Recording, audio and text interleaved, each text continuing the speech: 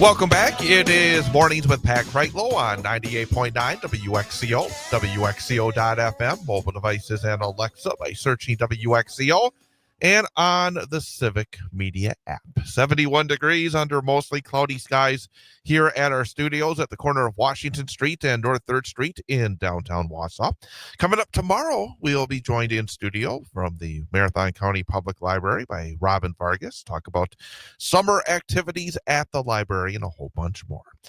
Sports-wise, yesterday, there were some baseball regional play that was moved up because of the expected rainy weather later today in a game that we had right here on 98.9 WXCO. It was Wausau West falling in extra innings in a Division I regional semifinal, falling in 10 innings in Menominee by a score of 3-2. It was a very exciting game.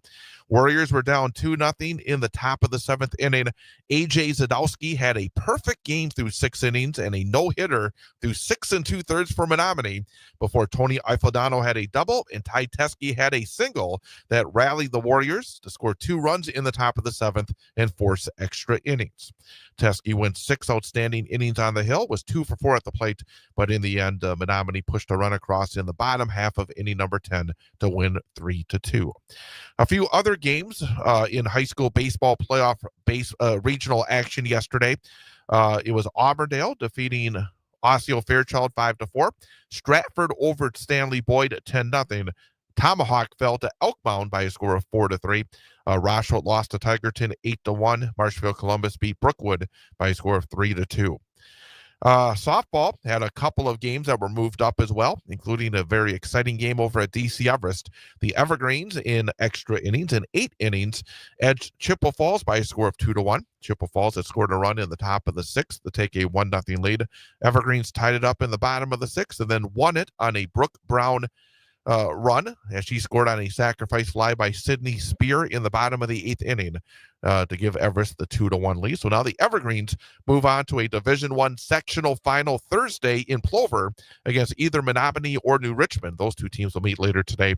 DC Everest is looking for their first ever trip to the state tournament.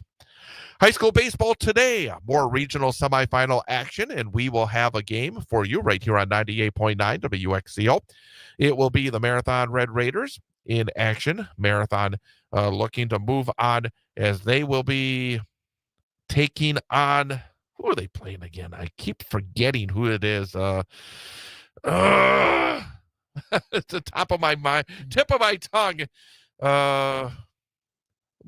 Marathon is I'm going to pull it up really fast here because doggone it, this is driving me crazy. Why the heck would I forget about that? Marathon will be taking on Cadott. How can I forget Cadott? Marathon and Cadott, Division III baseball regional semifinal, 4:50 for the pregame, 5 o'clock for the first pitch, weather permitting, right here on 98.9 WXCO, online at WXCO.FM, mobile devices and Alexa by searching WXCO, and on the Civic Media app. Definitely keep an eye on that weather. I know it. Today. Some other baseball regionals on the schedule. Wausau East travels to Eau Claire North. Merrill home against Medford. Mosinee will play host to Ashland. Winterberg-Burnhamwood will play host to St. Mary Catholic. Also, Edgar is home against Clear Lake. Rib Lake will have Spencer pay a visit as well. And finally, girls soccer has regional play tonight. Wausau West is home against Wisconsin Rapids. DC Everest will be playing host to Stevens Point. Antigo at Mosinee, Menominee at Marshfield, and Wausau East treks to New Richmond. So lots of postseason activity in high school athletics, and hopefully the weather will cooperate, and hopefully we'll have that game, Marathon and Cadott, 4:50 today, right here on 98.9 WXCO.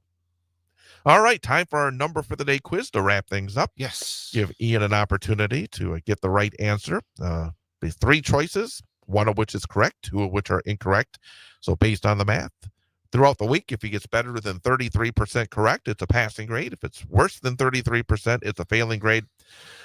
A winning week is more right than wrong. An A grade is 4 out of 5. And, of course, the best week ever is 5 out of 5. Yep. All right. Do you remember what our topic is for today? It was President Donald J. Trump's executive orders. Yep, correct? Donald J. Trump has been very busy early on with a lot of executive orders. Yeah, it seems like every week he's putting out new ones. Yeah, and a lot of them that make no sense and probably are not legal, but he's still putting them out. Yes. But your number for the day is, since January the 20th, when Donald Trump was sworn back into office up until today, how many executive orders has Trump signed? I had a feeling this is going to be the number. I figured it was going to be the amount he had or how much he passed or just. Yep. How many has he signed so far in the very short time frame? Donald Trump has been in office for the second time. I'm afraid to ask this, but what are my choices? Your choices are 127, 157. Oh gosh, 187. That's quite a jump. So 127, 157, or 187. How many executive orders has Donald J. Trump signed since going back into office on January the 20th? We have to think about him, and he's a guy who likes to, get as much attention as possible. And the more executive orders he has, the better he thinks it makes him look. But 127, 157, 187. I can't believe I'm saying this. I'm going to say 187. I'm going to go with the biggest number because why not? It sounds like him. Donald Trump has signed 157 executive orders up to this point in his administration. I'm happy to be proven wrong. Still, that's a lot of orders. Biden signed 162 for his entire 4 years, so he's already coming up on that very quickly. Oh, boy. All right, Ian, well, have yourself a great rest of your Tuesday and stay dry. Yep. You too, Chad. Happy Tuesday, everybody. And we'll be back tomorrow again with Marathon County Public Library's Robin Vargas. Matt and Air on Air coming up next here on WXCO.